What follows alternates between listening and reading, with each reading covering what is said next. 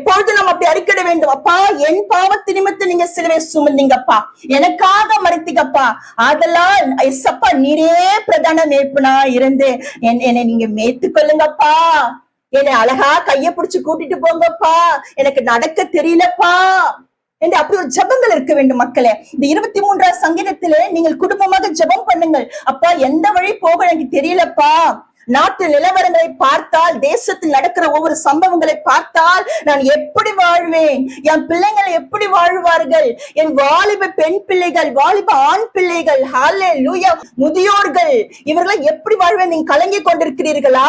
இந்த காலத்தை பார்த்தால் மோசமா இருக்கிறேன்னு சொல்லிக் கொண்டிருக்கிறீர்களா? ஆனா கர்த்தர் உங்களுக்கு நல்ல வார்த்தை சொல்லுகிறார். என் மகனே, என் மகளே, நீ பயப்படாதே, நானே உனக்கு நல்ல மேய்ப்பனா இருந்து உன் குடும்பத்தை கரம் பிடித்து நடத்துவேன் என்று கர்த்தர் சொல்கிறார். ஹல்லேலூயா. புல்லுள்ள இடங்களை சத்தியத்துக்குள்ள நடத்த வேண்டும் கர்த்தர் சொல்லுகிறார். இந்த நல்ல நாட்களை காணும்படி உங்களுடைய கண்கள் திறந்திருப்பதாக. அது மாத்திரமல்ல, அமர்ந்த தண்ணீர் என்று கொண்டு போய் விடுகிறார். ஹல்லேலூயா. அப்படி என்றால் என்ன? ஒரு அமைதியான சூழ்நிலை. ஹல்லேலூயா. இந்த மோசமான இந்த உலகத்தில் வனாந்தரமான உலகங்கள் இருந்தாலும் உனக்கு மாத்திரம் அமர்ந்த தண்ணீர் அண்டை உண்டு, ஜீவ ஊற்று உண்டு. ஹல்லேலூயா. வேதம் சொல்லுகிறது, அமர்ந்த தண்ணீர் என்று சமாதானத்துக்குள்ள உங்களை நடத்துவார், பரிசுத்தாவின் அபிஷேகத்தில் உங்களை நடத்துவார். பொதுவாக பார்த்தீங்கன்னா புல் என்றால் புரியும், சத்தியம் என்றால் புரியும், சத்தியத்தின் அறிவுகள் சத்தியம் உங்களை விடுதலையாக்கும். அப்ப நிறைய சத்தியங்கள் உங்களுக்கு எல்லாருக்கும் தெரியும். ஆனா அபிஷேகம் பெற்றுக் கொண்டீர்களா? ஏசப்பா கிட்ட பரிசுத்தாவின் அபிஷேகம் பெற்றுக் கொண்டீர்களா? ஆவியானவர் உங்களோட வாசம் செய்யும்படி தேவன் மாமிஸ்திலே வெளிப்பட்டார், இப்பொழுது ஆவியா இருக்கிறார். ஹல்லேலூயா. பாருங்க, நமக்கு ஆவி, ஆத்மா, சரீரம் உண்டு. இந்த ஆத்மாவுக்கு சிந்தை உண்டு, சித்தம் உண்டு, விருப்பங்கள் உண்டு. இந்த ஆத்மா நல்லா புரிந்துக்கொள்ள சரீரத்தோடு சேரும் பொழுது அது மாமிசத்துக்குரியவர்களாக நாம் மாறிடுறோம்.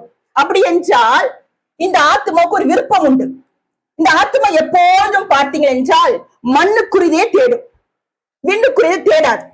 ஆனால் இந்த ஆவியோடு இந்த ஆத்மா சேரும் பொழுது, மாமிசம் சரீரம் சேரும் பொழுது ஆவிக்குரியவர்களா மாறுவோம். அப்படி என்றால் என்ன?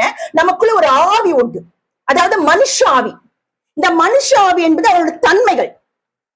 திடீர்னு ஒரு கோவம் வரும் பாருங்க, நல்லா சிரிச்சு பேசி கொண்டிருப்பார், திடீர்னு ஒரு கோவம் வந்துடும். அவர்களுக்கு பிடிக்காத இடத்தில் நம்ம சில விஷயங்கள் சொல்ல முடியும். அது எங்க இருந்து வருது இந்த கோவம்? அவனுக்குள்ள இருக்கிற ஆவி. ஹல்லேலூயா.